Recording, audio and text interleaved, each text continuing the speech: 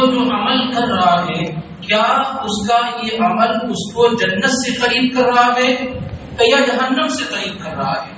اور اگر کوئی ایسا عمل ہمارے اندر پایا جا رہا ہو جو ہمیں جہنم سے قریب کر رہا ہو تو بغیر کسی تاخیر کے اس عمل کو چھوڑ دینا چاہیے، اگرچہ وہ عمل ہماری ایگو کو ہارٹ کر رہا ہو، ہماری انا کو تکلیف پہنچا رہا ہو، ہماری ناک کا مسئلہ بنا ہوا ہو، کچھ بھی ہو، اگر کوئی ایسا عمل ہماری زندگی کے اندر پایا جا رہا ہو جو ہمیں جنت سے دور کر کے جہنم سے قریب کر رہا ہو تو فوری طور پر اسے چھوڑ دینے کی بھی عافیت ہے، کیونکہ دنیا کی زندگی بڑی مختصر ہے اور یہ محبتوں کے لیے ہی کم ہے، اس میں نفرتوں کا معاملہ نہیں ہونا چاہیے۔ آدمی جس قدر ہو سکے محبت کو، رفق کو، نرمی کو، آسانی کو بانٹنے کی کوشش کرے۔ یہ اس زمانے میں اس کا فقدان ہوتا جا رہا ہے کہ نرمی، رفق جو اس دین کی پہچان اور شناخت ہے، جس گھر کے اندر اللہ تعالیٰ جب کسی گھر والوں کے ساتھ بھلائی چاہتا ہے کہ یہ گھر کے لوگ اچھے ہو جائیں، بھلے ہو جائیں، اللہ کے مقرب ہو جائیں، جنتی والے اعمال کرنے والے ہو جائیں، تو کیا کرتا ہے اللہ تعالیٰ؟ ادخلهم اللہ علیہم الرفق، تو اللہ تعالیٰ اس گھر کے اندر نرمی داخل کر دیتا ہے۔ یہ بہت بڑی نعمت ہے۔ جنت صرف نرم لوگوں کے لیے ہے، جو کٹھور دل ہیں، سخت دل ہیں، تکبر کرنے والے ہیں، انا کے شکار ہیں، غرور و گھمنڈ والے ہیں، ایسے لوگوں کے لیے جنت نہیں بنائی گئی ہے۔ جنت میں وہ لوگ داخل ہوں گے جن کے اندر رفق ہو، نرمی ہو، سہولت ہو اور آسانی ہو۔ اس لیے ہر شخص کو اس بات کی طرف کوشش کرنی چاہیے کہ وہ نرمی کا راستہ اختیار کرے۔ ہمارے اندر عام طور سے دو طرح کے گناہ ہوتے ہیں، ایک گناہ کا تعلق بندے اور اللہ کے درمیان ہوتا ہے اور دوسرے گناہ کا تعلق بندے اور بندے کے درمیان ہوتا ہے۔ وہ گناہ جو بندوں سے بندوں کے درمیان ہوتے ہیں، وہ گناہ جو بندوں سے بندوں کے درمیان ہوتے ہیں، آپ دیکھیں گے ان گناہوں کی بڑی وجہ یہ ہوتی ہے کہ نرمی کا فقدان ہوتا ہے۔ ہم نرمی کا راستہ اختیار نہیں کرتے ہیں، سختی کا راستہ اختیار کرتے ہیں، غصے کا راستہ اختیار کرتے ہیں، قساوت قلبی کا راستہ اختیار کرتے ہیں، شدت کا راستہ اختیار کرتے ہیں۔ اس لیے مسائل جو بندوں سے بندوں کے ہوتے ہیں وہ بگڑتے چلے جاتے ہیں، خراب تر ہوتے چلے جاتے ہیں۔ میں آج بے اللہ بہت مختصر انداز میں یہ بتانا چاہ رہا ہوں کہ اللہ تعالیٰ نے ہمیں اور آپ کو جن چیزوں کا حکم دیا ہے ان میں سے ایک بڑی ہی اہم اور بنیادی چیز رشتوں کو جوڑنا ہے، صلہ رحمی کرنا ہے، آپ کے قریبی جو رشتے دار ہیں ان کے ساتھ بہترین سلوک کرنا ہے اور ان سے قطع تعلق۔ یہ بڑا جرم اور گناہ ہے جس سے اللہ تعالیٰ نے ہمیں اور آپ کو روکا اور منع کیا ہے۔ صلہ رحمی کسے کہتے ہیں؟ یہ لفظ بار بار آئے گا۔ صلہ کے معنی ہوتے جوڑنے کے، اسی سے توصیلہ عربی میں بولتے ہیں چارجر کو جو موبائل میں لگایا جائے۔ صلہ کے معنی ہوتے جوڑنے کے، رحم رشتہ داری جس کا تعلق رحم مادر پیٹ سے ہو۔ عام طور سے رشتہ داریاں دو بڑی عظیم ہوتی ہیں، ایک وہ جو باپ کے ذریعے سے ہو اور دوسرے وہ جو ماں کے ذریعے سے ہو، باقی سسرال کا رشتہ اور یہ ہو۔ تو صلہ رحمی کا مطلب ہوتا ہے رشتوں کو جوڑنا، رشتوں کو جوڑنا۔ لیکن کس طریقے سے صلہ رحمی کسے کہتے ہیں کہ اگر کوئی رشتہ دار آپ سے کٹ رہا ہو، آپ سے بات چیت نہ کر رہا ہو، آپ کے گھر آنا جانا وہ بند کر دے رہا ہو، اس کے بعد بھی آپ اس سے بات چیت کرتے ہیں، اس کے حقوق کا خیال کرتے ہیں، اس کے ساتھ اچھا برتاؤ کرتے ہیں، اس کے ساتھ نرمی سے پیش آتے ہیں، حالانکہ وہ آپ کے ساتھ کیا کر رہا ہے؟ بدتمیزی کر رہا ہے، برے اخلاق کا مظاہرہ کر رہا ہے، لیکن جواب میں آپ اس کے ساتھ بھلائی کر رہے ہیں، اس کے حقوق کا خیال کر رہے ہیں، اس کے پاس آنا جانا کر رہے ہیں، اس کے غم میں اور خوشیوں میں شریک ہو رہے ہیں۔ اس کو کہتے ہیں صلہ رحمی۔ یہ رشتہ جوڑنا ہے۔ نبی پاک صلی اللہ علیہ وآلہ وسلم نے بیان فرمایا لیس الواصل بالمکافی، رشتہ جوڑنے والا وہ نہیں ہے جو برابری کا معاملہ کرے۔ آپ ہمیں دعوت دو گے تو ہم بھی آپ کو دعوت دیں گے، آپ ہمارے پاس آؤ گے تو ہم بھی آپ کے پاس آئیں گے، آپ ہمارے ساتھ اچھا سلوک کرو گے میں بھی آپ کے ساتھ اچھا سلوک کروں گا۔ اللہ کے نبی نے کہا صلہ رحمی یہ نہیں ہے کہ آپ برابری کا معاملہ کرو، سامنے والا اچھا برتاؤ کرے تو آپ بھی اس کے ساتھ اچھا برتاؤ، یہ صلہ رحمی نہیں ہے۔ آپ نے فرمایا کہ صلہ رحمی کیا ہے؟ وَلَٰكِنِ الْوَاصِلُ الَّذِي إِذَا قُطِعَتْ رَحِمُهُ وَصَلَهَا، صلہ رحمی کیا ہے کہ آپ کا ایک رشتے دار آپ سے کٹ رہا ہے، آپ سے الگ ہو رہا ہے، آپ سے بات چیت نہیں کر رہا ہے، لیکن آپ اس سے جڑ رہے ہیں، اس سے بات چیت کر رہے ہیں، اس کے حقوق کا خیال کر رہے ہیں، اس کو کہا جاتا ہے یہ صلہ رحمی ہے۔ یہ کیا ہے؟ یہ صلہ رحمی ہے۔ صلہ رحمی یہ نہیں ہے کہ کوئی آدمی آپ کے ساتھ اچھا برتاؤ کرے تو آپ بھی اس کے ساتھ اچھا برتاؤ کرے، یہ صلہ رحمی نہیں ہے۔ اور ہمارے دین کے اندر جو ہمیں حکم دیا گیا ہے وہ صلہ رحمی کا حکم دیا گیا ہے۔ یہ بہت اچھی بات ہے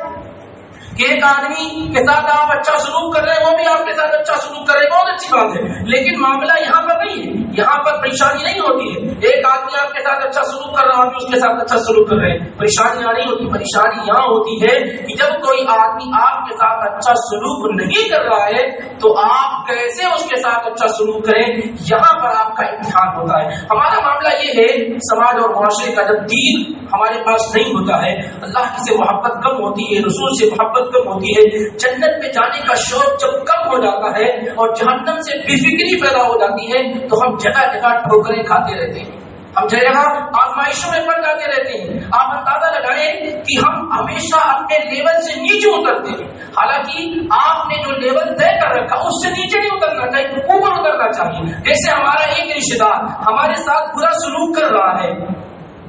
ہمارے ساتھ برا سلوک کر رہا ہے، تو اگر آپ بھی اس کے ساتھ برا سلوک کریں تو آپ نے اپنے لیول کو کم کر دیا، آپ اس کے لیول میں آ گئے۔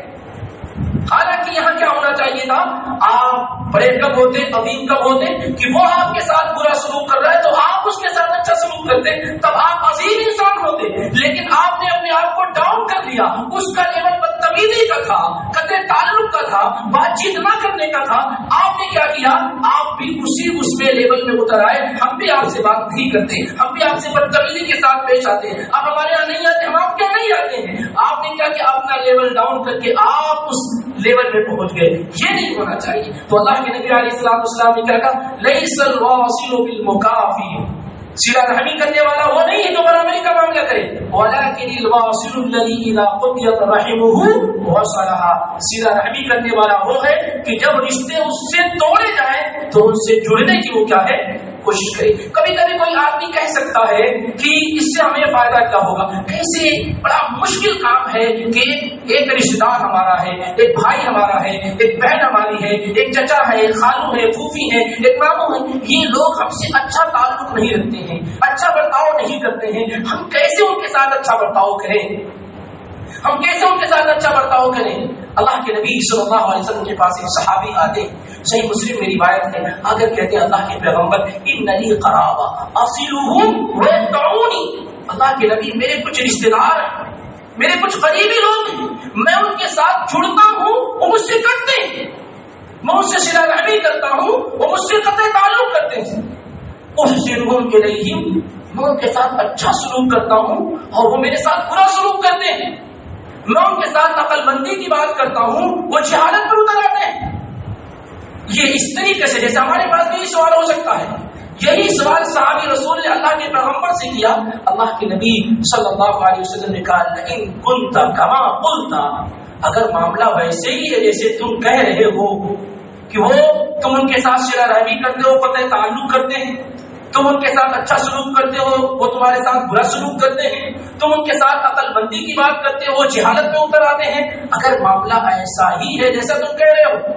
فَكَأَنَّمَا تُصِفُّهُمْ الْمَلَّةُ، تو پہلی چیز یہ ہے کہ تم اپنے اس اخلاق سے، اپنے اس کردار سے، اس کیریکٹر سے گویا کہ ان کے منہ میں گرم راکھ ڈال رہے ہو،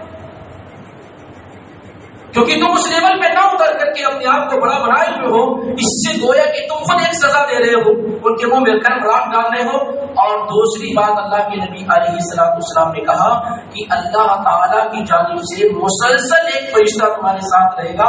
ما دمت علیہ، جب تک تم اپنے اس اخلاق پر چاہے قائم دائم ہوگے۔ تو کیا اگر کوئی رشتہ دار ہمارا ہم سے کٹ رہا ہے اور ہم اس سے جڑ کر کے اس طرح کی بھلائی حاصل نہیں کر سکتے؟ آج آپ دیکھیں کہ اکثر گھرانوں کے اندر اس کی قدر نہیں کی جا رہی ہے، رشتے ٹوٹے ہوئے ہیں، دل بھی ٹوٹے ہیں، رشتے بھی ٹوٹے ہوئے، آنا جانا بند ہے، بھائی کا بھائی کے پاس آنا جانا بند ہے، بہن کا بھائی کے پاس آنا جانا بند ہے، ایک رشتے دار کا دوسرے رشتے دار کے پاس آنا جانا بند ہے، ایک گھر میں رہتے اتنی لمبی دیواریں اٹھا چکے ہیں کہ کہیں سے آواز تک سنائی نہ دے، ایک دوسرے کے جانی دشمن بنے ہوئے ہیں، اپنے ہی بھائی کی برائی غیبت دوسرے باہر کے لوگوں کے ساتھ بیٹھ کر رہے ہوتے ہیں، اتنا برا ماحول ہو گیا ہے، سارے لوگ خاموش تماشائی بنے بیٹھے ہوئے ہیں۔ جب کوئی بندہ آپ کے پاس آ کر کے اپنے ہی بھائی کی برائی بیان کرتا ہے تو آپ کیوں اس برائی کا حصہ بنتے ہیں؟ اسے سمجھاتے کیوں نہیں ہیں؟ اس کی بات سن کر کے آپ خود اس میں مجرم بن جاتے ہیں، وٹنس اور گواہ بن جاتے ہیں، اس غیبت میں آپ شریک ہو جاتے ہیں، اور اس طریقے سے پورا معاشرہ جو ہے یہ بالکل ناسور بنتا ہوا چلا جا رہا ہے۔ حالانکہ یہ بہت بنیادی چیز ہے، اسلام کا یہ وہ حکم ہے، صلہ رحمی کرنا، رشتوں کو جوڑنا۔ جو جب اللہ کے نبی علیہ السلام نبی اور رسول بنائے گئے،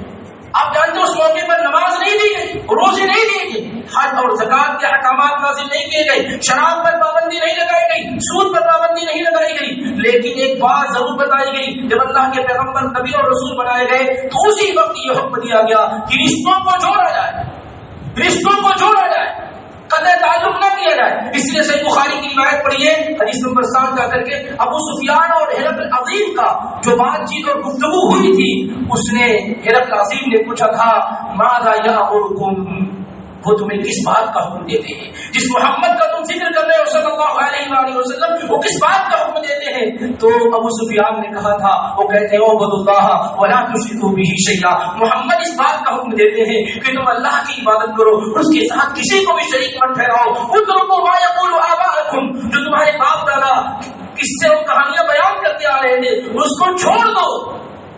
اور اس بات کا حکم دیتے ہیں کہ تم لوگ صلہ رحمی کرو، اس بات کا حکم دیتے ہیں کہ تم لوگ صلہ رحمی کرو، رشتوں کو جوڑو۔ اور جعفر الطیار رضی اللہ تعالیٰ عنہ نے حبشہ کے بادشاہ کے سامنے جب جو ہے تقریر فرمائی تھی تو انہوں نے ذکر کیا تھا ہم تو اپنے رشتوں کے خون کے پیاسے تھے، ایک دوسرے کو تکلیف پہنچاتے تھے، اللہ کے پیغمبر آئے اور انہوں نے ہمیں رشتوں کو جوڑنا سکھایا، آپس میں ایک دوسرے کے ساتھ مل جل کر کے رہنا سکھایا۔ تو اسلام کی عظیم احکامات میں یہ چیزیں شامل ہیں جس کو صلہ رحمی کہتے ہیں، رشتوں کو جوڑنا کہتے ہیں۔ عبداللہ بن سلام رضی اللہ تعالیٰ عنہ کی آواز سے سنیے، وہ یہودیوں کے بڑے عالم ہے، سنن ترمذی میں، ابو داؤد میں، حدیث کی دیگر کتابوں میں ہے، یہودی ہے، ابھی اسلام کی آغوش میں نہیں آئے ہیں۔ جب اللہ کے پیغمبر مدینے کے اندر داخل ہوتے ہیں پورا مدینہ اکھڑ پڑا ہے اللہ کے نبی کے دیدار کے لیے، شوق سے سارے لوگ بھاگے جا رہے ہیں اور سب لوگوں نے اللہ کے نبی کو گھیر رکھا ہے۔ کہتے ہیں عبداللہ بن سلام یہودی عالم دین ہے اس زمانے کے، کہتے ہیں میں بھی انہی لوگوں میں سے تھا جو اللہ کے نبی کو دیکھنے کے لیے بے چین اور بے قرار تھا، حالانکہ میں مسلم نہیں تھا، میں اسلام کی آغوش میں نہیں تھا، لیکن جس نبی کی آمد ہو رہی تھی اس نبی کے لیے پورا مدینہ اکھڑ چکا تھا، میں بھی انہیں میں دوڑتا ہوا گیا۔ فلما تبینت وجہہ، جب میں نے اللہ کے نبی کا چہرہ دیکھا، فعرفت ان وجہہ لیس بوجہ کذاب، میں نے دیکھتے ہی کہا اللہ کے پیغمبر کو کہ یہ چہرہ جھوٹا چہرہ نہیں ہو سکتا ہے، یہ چہرہ جھوٹا چہرہ نہیں ہو سکتا۔ اس کے بعد کہتے ہیں پہلی بات جو میں نے اللہ کے نبی صلی اللہ علیہ وسلم سنی، میرے کانوں سے ٹکرائی، آپ مدینے والوں کو مخاطب کر کے کہہ رہے تھے یا ایھا الناس افشوا السلام، اے مدینے کے لوگوں سلام کو عام کرو، سلام کو پھیلاؤ، واطعموا الطعام، لوگوں کو کھانا کھلاؤ، وصلوا الارحام، رشتوں کو جوڑو، صلوا باللیل والناس نیام، لوگ سو رہے ہو تو نماز ادا کرو، تدخلوا الجنۃ بسلام، امن و امان کے ساتھ سلامتی کے ساتھ جنت میں داخل ہو جاؤ گے۔ آپ اندازہ لگائیں مدینے کی چوکھٹ پہ اللہ کے نبی نے قدم رکھا تو لوگوں کو بھارت کے رشتوں کو جوڑو، یہ اتنی بنیادی چیز تھی۔ اور آپ اگر احادیث کا مطالعہ کریں گے تو آپ کو یہ بات معلوم ہو جائے گی کہ بڑی فضیلت والی عبادت ہے صلہ رحمی کرنا، رشتوں کو جوڑنا، بہت فضیلت والی عبادت ہے۔ ہم اور آپ یہ سمجھتے ہیں اصل میں ایک پریشانی یہ ہے کہ ہم لوگ ایجوکیٹ نہیں ہو رہے، پڑھے لکھے میں نہیں ہو رہے ہیں، ہم یہ سمجھتے ہیں کہ عبادت کا مطلب ہوتا ہے نماز پڑھنا، روزہ رکھنا، حج کرنا، انہیں کو عبادت سمجھتے ہیں۔ میرے بھائی عبادت ہر اس عمل کو کہتے ہیں جو اللہ تعالیٰ نے آپ کو کرنے کا حکم دیا ہے، جس سے اللہ تعالیٰ راضی اور خوش ہے۔ کل ما یحبہ اللہ ویرضا، ہر عمل جس سے اللہ تعالیٰ راضی اور خوش ہو وہ عبادت ہے۔ آپ والدین کی خدمت کرتے ہیں یہ عبادت ہے، آپ رشتوں کو جوڑتے ہیں عبادت ہے، آپ فقراء مسکینوں ان کو کھانا کھلاتے یہ عبادت ہے. آپ واش روم میں اللہ کے نبی کے بتائے ہوئے طریقے کے مطابق جاتے عبادت ہے. آپ کھانا نبی کے طریقے کے مطابق کھاتے عبادت ہے. آپ سوتے ہیں اللہ کے نبی کے طریقے پر عبادت ہے. یہ وہ ساری کی ساری چیزیں جو اللہ اور اس کے رسول نے کرنے کا حکم دیا وہ عبادت ہے. اس لیے صلہ رحمی ایک بڑی عظیم عبادت ہے جس کا اللہ تعالیٰ نے ہمیں اور آپ کو کیا ہے حکم دیا, اور بڑی فضیلت والی عبادت ہے, بڑی عظیم برکتیں اس کی موجود ہیں. آپ اندازہ لگائیں جب جو شخص بھی یا جس قوم کے اندر بھی صلہ رحمی ہوتی ہے, رشتوں کو لوگ جوڑتے ہیں یا جو لوگ رشتوں کو جوڑنے کا اہتمام کرتے ہیں, اللہ دنیا میں ان کو ذلیل اور رسوا نہیں کرتا ہے. یہ یاد رکھ لیجیے, اگر آپ رشتوں کو جوڑتے ہیں, جو آپ سے کرتے ہیں ان سے بھی آپ جوڑنے کی کوشش کرتے ہیں, اللہ آپ کو دنیا میں رسوا اور ذلیل نہیں کرے گا. صحیح بخاری پڑھیے, جب اللہ کے نبی صلی اللہ علیہ وسلم پر پہلی مرتبہ وحی کا نزول ہوا اور آپ آئے اما خدیجہ کے پاس اور کہنے لگے اخشى علیہ قال اخشى علی نفسی, اے خدیجہ مجھے اپنی جان کا خطرہ محسوس ہو رہا ہے, مجھے لگ رہا ہے کہ میں اس میں ہلاک و برباد ہو جاؤں گا. تو اما خدیجہ نے تاریخی الفاظ کہے تھے, حدیث کی کتابوں میں موجود ہے, بخاری مسلم اور حدیث کی دیگر کتابوں میں کیا تھا, کلا ہرگز نہیں, واللہ لا یخزیک اللہ ابدا, اللہ آپ کو کبھی ذلیل نہیں کرے گا, کبھی رسوا نہیں کرے گا. کیوں؟ انک لتصل الرحم. پہلی خوبی اللہ کے نبی کی بیان کی اما خدیجہ نے, آپ تو رشتوں کو جوڑ دیں, آپ مخلوق سے مخلوق کے تعلقات کو مضبوط کرتے ہیں. یہ نہیں کہا کہ آپ غار حرا میں جا کر کئی دن کی عبادت کرتے ہیں. پہلی تاریخی بات جو انہوں نے بیان فرمائی, کہا اللہ کے پیغمبر, کہا محمد رسول اللہ, آپ کو اللہ کیسے دلیل کرے گا, انک لتصل الرحم, آپ تو رشتوں کو جوڑ دیں, آپ رشتوں کو جوڑ دیں. وتحمل الکل,